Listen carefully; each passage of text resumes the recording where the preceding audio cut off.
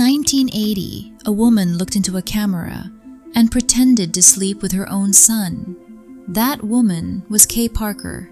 The film was called Taboo, and the shockwaves haven't stopped since. This wasn't just another adult movie.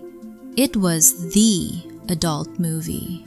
A cultural time bomb wrapped in cheap film stock and sold under the counter. But here's the twist. The actress at the center of it all wasn't a rebel.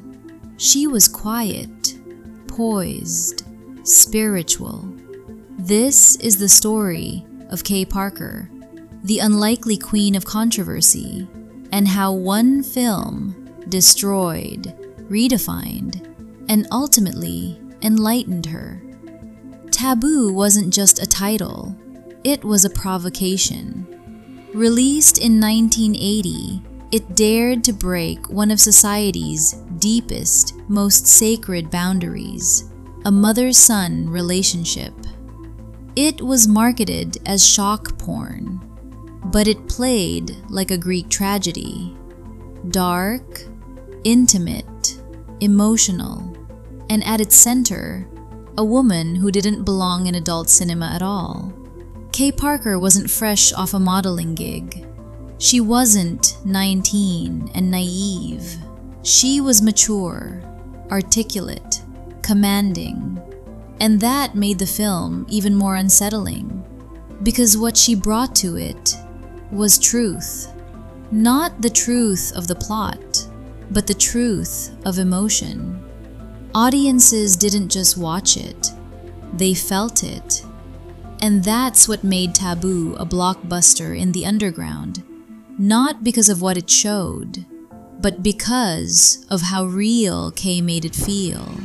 So, who was she? Where did this woman come from? Kay Taylor Parker was born in Birmingham, England in 1944.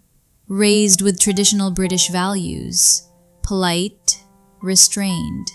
She moved to America in the late 1960s, not to become famous, but to find freedom.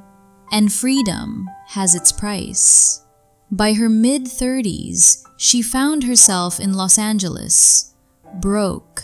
A friend suggested acting. Not the Hollywood kind, the other kind. Closed sets, open minds. She said yes. She didn't think it would last, but it did, because the camera loved her. Her first performance was striking, not for how she looked, but for how real she was. Directors noticed, audiences noticed, and soon Kay Parker was everywhere. But she was never like the others. She brought intelligence, poise, a sense of control. She didn't look like someone being used. She looked like someone in charge. Her scenes weren't just erotic, they were emotional. She wanted her characters to have meaning, depth, pain. Well? Oh, Mom. You know I'm gonna stay with you. Oh, darling, I'm so glad. It mirrored her own internal struggle, one not of lust, but of exile. By the late 1980s, Kay had enough. She walked away. But she didn't disappear. She evolved. She dove deep into spirituality. She studied metaphysics, energy healing. She became a clairvoyant, a guide for others. She wrote a book, Taboo, Sacred Don't Touch. The title alone was a statement, a reclaiming of the very word that haunted her. Her message? Sex isn't dirty, shame is. And healing? It means walking back into the fire and not getting burned. Mainstream media didn't know what to do with her.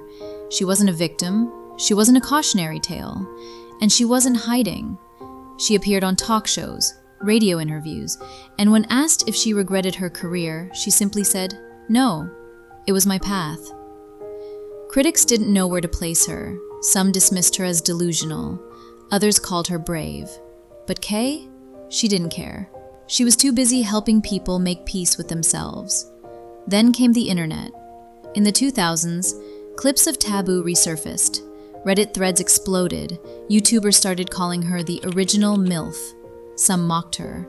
Others were in awe. Young fans discovered her not just as an actress, but as a myth.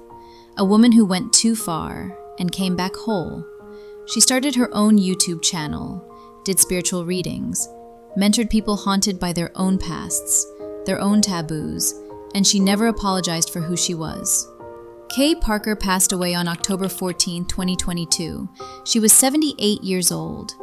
There was no scandal, no tragedy, just quiet grief from those who had finally come to understand her.